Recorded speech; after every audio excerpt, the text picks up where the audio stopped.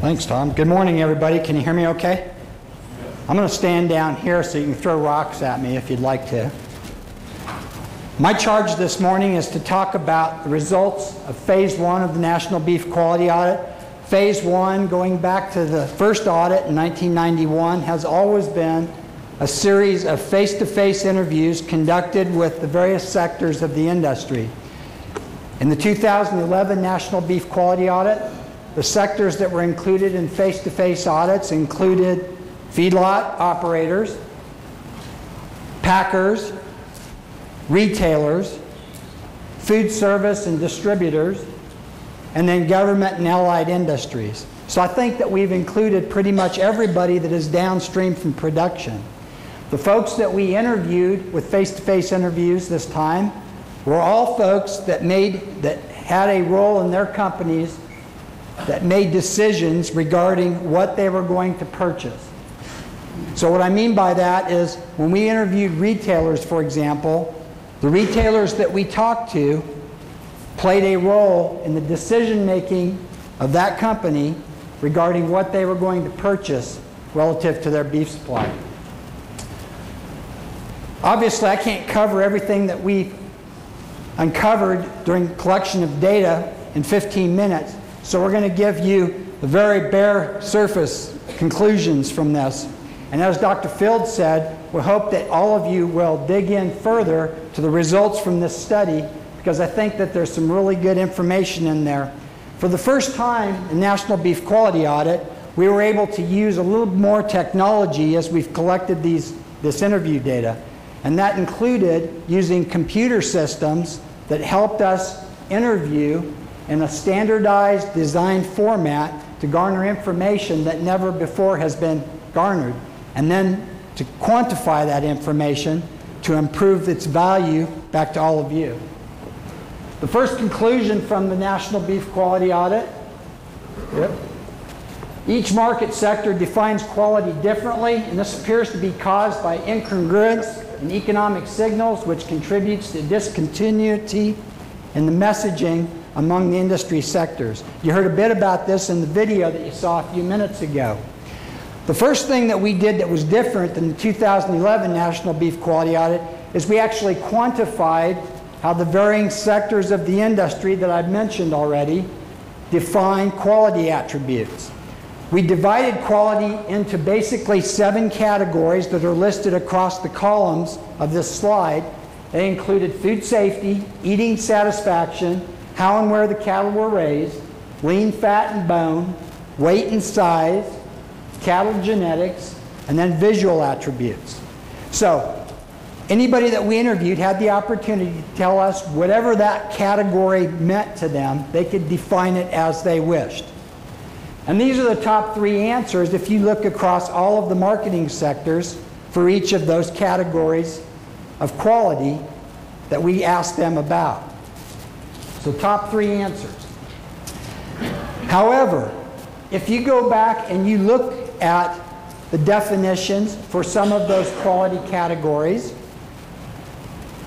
by industry segment or industry marketing sector, you'll find that there's hugely differing definitions for each of those quality buckets.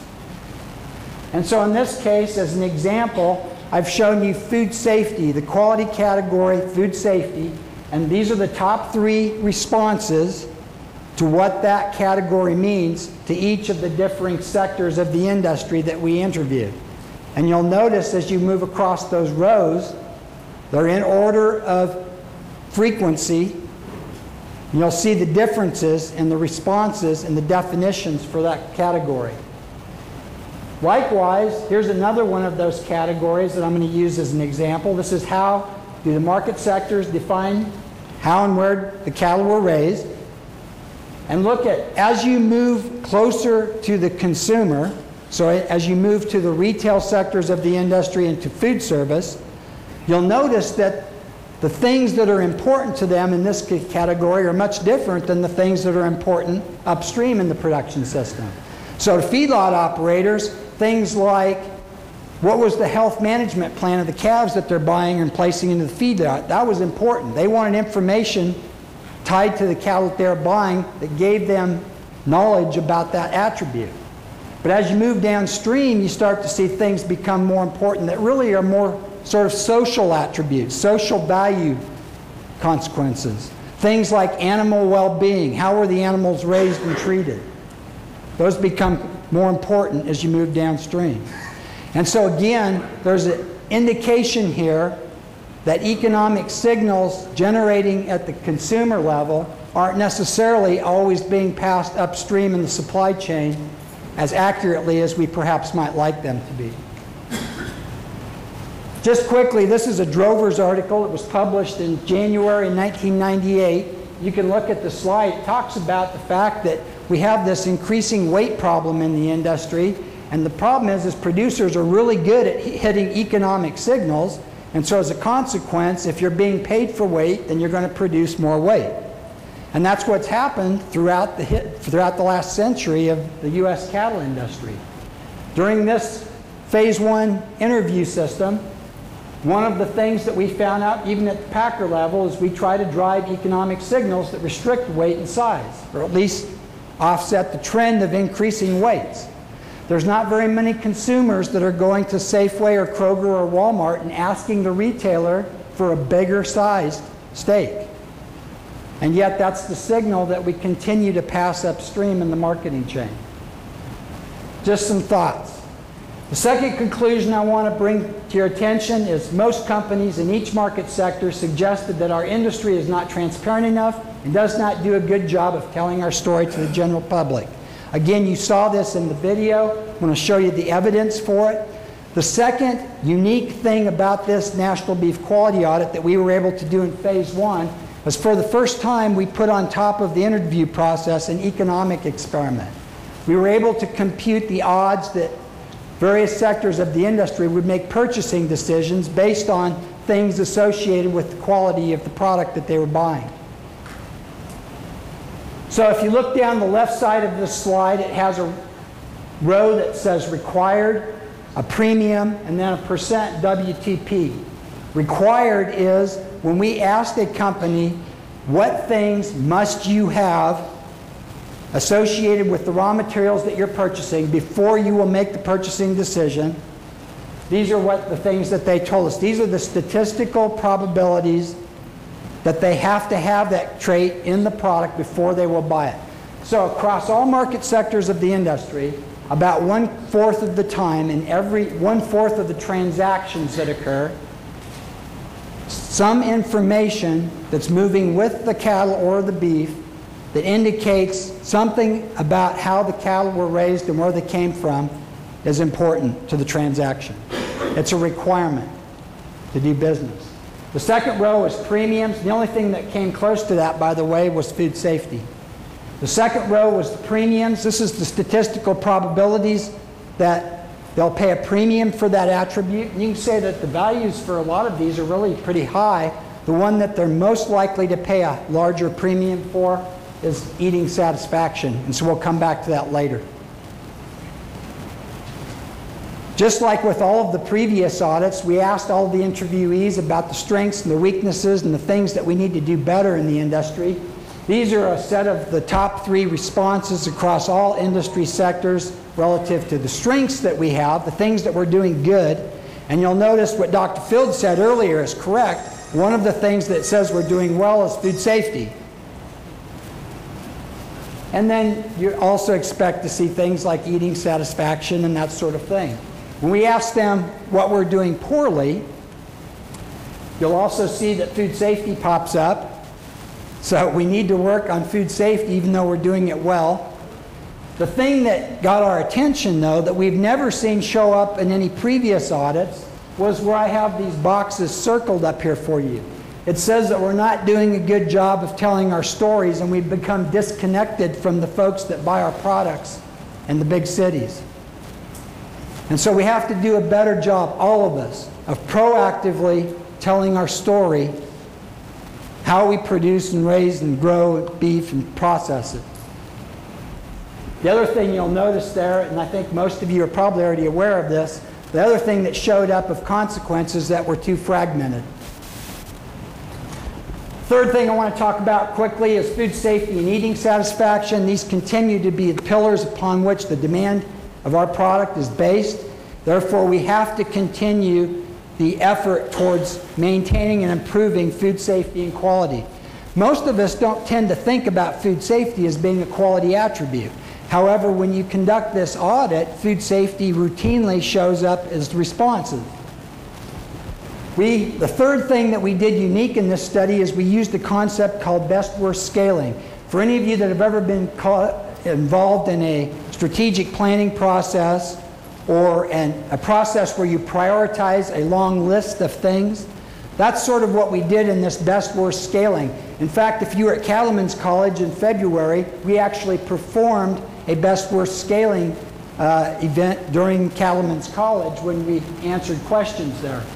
This basically allows us statistically to rank quantitatively the things that are important to the various sectors of the industry relative to quality attributes associated with beef. And you can notice over in the left-hand column is the results of all the interviews. Phase 1 says food safety and eating satisfaction are number 1 and 2. At Cattlemen's College, it was eating satisfaction and food safety. And then at our strategy workshop that we conducted in April, it was food safety and eating satisfaction. So this continues to be one of the huge pillars on which our industry is built, and so we have to make sure that we maintain those going forward. We asked various marketing sectors how you would define food. I already showed you how they defined food safety, so now I'm going to show you how they defined eating satisfaction. They said basically it's tenderness and flavor, but for the first time in the National Beef Quality Audit, for those that are closest to the consumer, so retailers and food service operators, they ranked flavor as the number 1 attribute associated with quality or eating satisfaction in beef. So what that tells us is that perhaps we're doing some things right relative to tenderness, and now, at least in the case of those that are close to the consumers, flavor's taken the top spot. Several of the people that we interviewed made comments about the importance of food safety. I think all of you recognize that we need to maintain our efforts towards food safety. Also, don't lose sight of the ball relative to eating quality, and particularly it looks like the flavor and tenderness attributes of beef. Last thing I'm going to talk about is sort of a hodgepodge of things that we felt were important coming out of phase 1 that I can summarize in a few minutes. Firstly, retailers mean what they say when they tell you something. If a retailer says that they have to have a certain attribute associated with the product or they won't buy it, they're not fibbing. They do mean it, and it will affect their purchasing decision. Secondly, most important genetic attributes. I'm going to expand on this comment in just a second. Most important genetic attributes are hide color and potential for marbling. Several defect items identified in previous quality audits did not show up this time, which is important as the things that did show up. So firstly, one of the questions that we asked in the willingness to pay attributes is, okay, if this is an attribute that you must have before you'll buy something, we compute that probability, and then we say, okay, well, what if I can't deliver that? What if I discounted it 15%? Would you buy it then? Well, the point of doing that is if they actually said that it's something they had to have, and then they would accept it only if we discounted it, then it's not truly something that's non-negotiable. It's a price-sensitive characteristic. So the row that says discount here is the probabilities that if they said something was important, they must have it in the product before they would buy it. It's the probability that they would accept it if it were discounted in price. And you can see that retailers do not accept it, period. When retailers say that they have to have certain quality attributes or food safety attributes associated with the product, they mean it. Secondly, I mentioned that I'd talk about this more. When the market sectors were asked to define what the genetics category meant to them, we put this category in because we thought we would receive answers like, well, we're using a lot of molecular traits now to improve the genetics of the cattle that we're producing. We've improved our EPDs and the accuracies of EPDs and things like that. We thought that we'd get a whole bunch of answers associated with genetic selection, the things that we're doing. and we actually didn't get any of those. And so that's what was surprising to us. Most of the sectors said that the most important genetic attribute was that the cattle hides were black. And then secondly, that they had a strong genetic propensity to marble. And then lastly, before I'm done, I wanted to show you the results of the top 10 quality defects that were associated with the previous national beef quality audits. All of the items that I've circled for you up there on that slide in brown circles have disappeared. So what that tells us is that over the course of the 20 years that we've been doing this audit and using beef quality assurance out in the states to try and improve beef quality and safety, we have had an impact. We can do it. So this is the good news, and I wanted to leave you with the good news. There's a bunch of things circled there that have vanished from the list of most important attributes, quality defects in the beef industry. I want to thank you all for the opportunity to work on this, and I'm going to turn it back over to Dr. Field.